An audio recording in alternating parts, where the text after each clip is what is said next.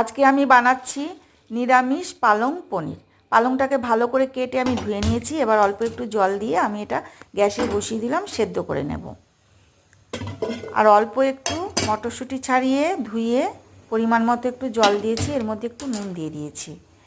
এটাকে আমি একটু হালকা করে সেদ্ধ করে নেব। পনিরটাকে আমি পিস পিস করে চৌকো চৌকো ছোট ছোট করে কেটে নিলাম। এদিকে দেখো পালং শাকটাও আমার হয়ে গেছে, এটা আমি ছেঁকে নেব। তারপরে ঠান্ডা হলে এটাকে আমি মিক্সিতে বেটে নেব।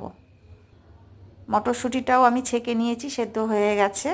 একটু ধনেপাতা কুচিয়ে রেখেছি আর টমেটো কুচিয়েছি। আর এদিকে তেলটা গরম হতেই আমি পনিরটাকে হালকা একটু লাল করে ভেজে তুলে নিলাম। ওর মধ্যে একটু কালো জিরে দিয়েছি এই তেলের মধ্যে, আর হিং দিলেও হবে, কিন্তু আমি কালো জিরেই দিয়েছি।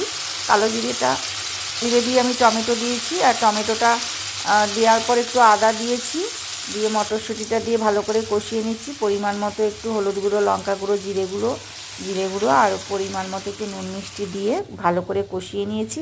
কষিয়ে নেওয়ার পরে আমি ওই বাটা পালং শাকটা দিয়ে নাড়াচাড়া করে তারপরে পনিরটাকে দিয়েছি। পনিরটাকেও ভালো করে আমি একদম কষিয়ে নিয়েছি। নিয়ে একটু ধনেপাতা দিয়ে দিলাম। সব শেষে আমি একটু বাটার দিয়ে দেবো। পালং পনির তো পেঁয়াজ, রসুন, আদা, টমেটো এটা দিয়েই হয়, সচরাচর আমরা করে থাকি, খুব খেতে ভালো লাগে। কিন্তু এইভাবে নিরামিষ পালং পনিরটাও খুব খেতে ভালো লাগে। একটু করে দেখো, দেখবে খেতে খুব ভালো লাগে। দারুণ হয়েছে দেখতে, খেতেও হেভি টেস্টি হয়েছে।